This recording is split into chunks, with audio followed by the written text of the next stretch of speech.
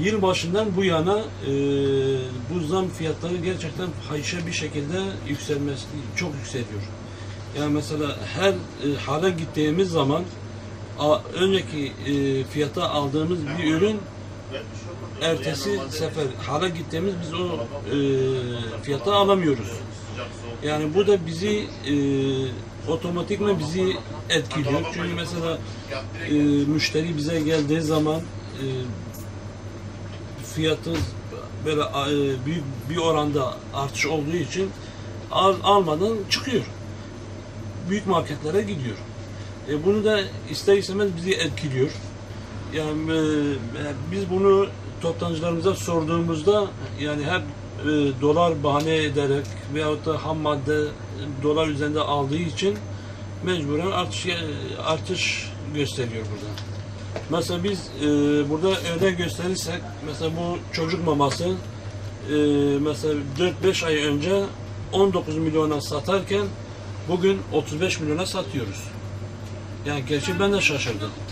Mesela şu mesela Nescafe'yi şey yaparsak bunu 25 milyona satarken bugün 36 milyona satışımız oldu. Veyahut da mesela şu en basit örneği şöyle bir bisküvi göstersem yani bunu iki ay önce 1 milyona satarken bugün 1,5 milyona satıyoruz. Yani en çok mesela zamlanan şu var. Yani bu 2 ay önce sattığımız mesela 8 milyona falan satıyorduk. Bugün 12 milyona satıyoruz. Veyahut da mesela şu çikolatayı. Şu çikolata 9 milyona satarken bugün 12 milyona satıyoruz. Veyahut da mesela şunu göstersem mesela bu yoğurt bir sene önce 8,5'a satıyorduk. Bugün 2 kiloydu. 8,5'a satıyorduk. Bugün gramajı 1,70 yani 1 kilo 750 gram 9 milyondan satıyorum. Yani bunu da ister istemez bizi etkiliyor. Mesela yumurtaya söylese yumurta benim 15 milyona alıyorum, satışım 16 milyon. Yani eğer bu dolarlar gerçekten etkiliyorsa yani bir şekilde bu dolarların önüne geçmesi lazım. Çünkü milleti bütçesi gerçekten zorluyor. Yani bir askeri ücret olarak çalışan bir insan nasıl geçimini yapacağı, nasıl geçimini yapıyor gerçekten aklım ermiyor. Mesela bebeğin bir ya. Bebeği de saat 8 milyonu, veya 125 milyon, 130 milyon TL. Kolye. Yani sahte. Başka salça Medistan, ben salça Medistan, kolye Medistan 8 milyonu, 130 milyon, 102 milyon veya kolye. Tam %50 yani zaman keser. Başka bir şey vereceğim. Başka mehalva Medistan, misal birinin 6 milyon, 7 milyon veya 9 milyon, 10 milyon veya yani tabi %50 hat keser. Meyve suyu 24 milyon kolye Medistan veya süper milyon. Süper milyon kolye. Yani 6 tane vereceğim. Yani işte o zaman %50 de var bitti. Başka bakliyan Medistan birinci 6 milyon, Dusal Medistan veya izgi 5 milyon. Veya pencere var. Bir şeker.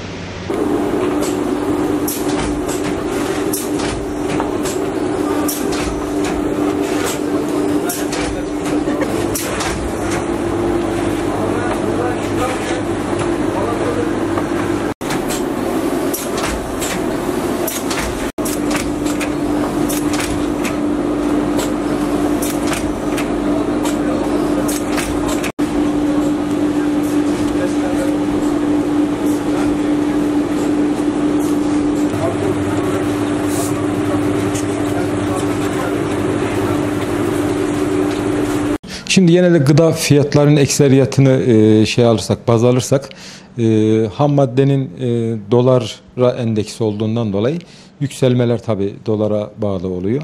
Ama yumurtada şöyle bir şey var. 2017 tarihli ben listemde de yine gösterebilirim. 2017 tarihli 40 kuruşlara kadar yumurta çıkmıştır. Şu dönemlerde de yine 40 kuruş 42 kuruş gibi fiyat olarak geçiyor. Yumurta da aynı bir domates gibi sezonu vardır. Yaz sezonunda yumurta düşer. Kış sezonunda çıkar. Niye? Ham maddenin bolluğu, işte bizim buğdaydır, mısırdır, bunların bolluğu fiyata yansır. Ama son zamanlarda ihracatımız yoğunluklu olmak kaydıyla fiyatların yükselmesine sebeptir. Yalnız üretici 7 aydır zarar ediyor. Bu zararın karşılığı da yumurtanın yaz aylarında fiyatların yükselmesine sebep olmuştur. Yani şu an üretici zarar ettiği için mi fiyatları yükseliyor? Hem o var hem de yurt dışına ihracatımız var bizim. İhracatın artışından kaynaklanıyor. Yeterli kapasitede üretim olmuyor mu? 2 kat üretimimiz var. Ama çevremizde ki ülkeler üretim ülkeleri olmadığı için onları da tamamen biz besliyoruz yumurta olarak. Yumurtanın fiyatları tabii ki ihracata bağlı. Ham maddenin yükselmesi, mısırın %30-%35 artmasıyla yumurtanın da fiyatları illaki ardından yükselme yapar yani. Dünya piyasalarına bakarsan yumurta Türkiye'de şu anda ucuz. Dünya piyasalarına bakarsan. Genelde biz biliyorsun hububatı, mısırı, ondan sonra pirinci, bakliyatı dünya piyasalarına göre dışarıdan alıyoruz, kaldırıyoruz. Türkiye'deki çıkan yeni mahsul de dünya piyasalarına ayak uydurmak mecburiyetinde. Ama bunun haricinde birkaç kalem mal dünya piyasalarına ayak uydurmuyordu. Yumurta da buna dahildi. Şu anda dünya piyasalarına baktığımızda yumurta çok geri fiyatlarda, yani 40 kuruşlarda olmasına rağmen dünya piyasalarına baktığımızda yumurta bir hayli geride kaldı yani şu anda. Dünya fiyatlarını da söyleyeyim. 60 kuruş, 65 kuruş civarında dünyadaki yumurta fiyatları.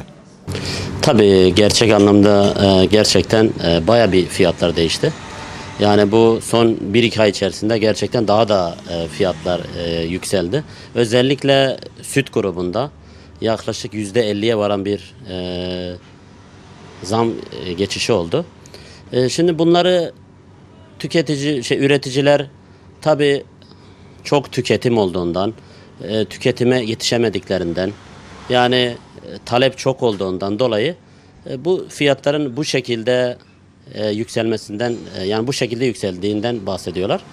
Yani bizler de yani biraz işler konusunda yani zayıf işler, yani bu zamlardan dolayı tabii işlerimizde sonuçta zamdan dolayı biraz yavaşlama hissediyoruz. Yani bu şekil bakalım nereye kadar gidecekse göreceğiz yani. Yani dolardaki artış istemesek de sonuçta bize bir etki yapıyor. Yani biz ne kadar da istemesek de doların yükselişi bize etkiliyor. Yalnız benim şuradan bir çağrım var. Bu Tarım ve Köy İşleri Bakanlığı'nın yani özellikle bu işe bir el atması lazım. Bu nereye kadar gidecek? Yani bu fiyatların artışı, yani bu piyasalardaki her ürün yani bu şekil, yani bizim süt grubunda olsun, özellikle salçada olsun, yani domatesin yokluğundan bahsediyorlar. Yani biz bunun peki ne yapmamız lazım? Bunun bir destek olsun çiftçiye. Yani burada bir destek sağlansın. Yani özellikle Tarım ve Köy İşleri buna bir el atsın. Yani bu nereye kadar gidecek? Yani bu gerçekten yani %150'ye varan zamlar geldi yani. Özellikle salça grubuna. Özellikle bazı ürünler, tabii şu anda isimlerini telaffuz edemiyorum aklıma gelmediği için. Yani her üründe bir artışlar var. Yani bu dolarlara bahane ediyorlar. Tamam da bu dolar bahane ediliyor ama yani sonuçta bu her şey bizim elimizde. Yani bunu engellememiz lazım. Çiftçiye destek vermemiz lazım. Üreticiye destek vermemiz lazım. Yani biz özellikle bunu Tarım ve Köy İşleri Bakanlığı'ndan bekliyoruz.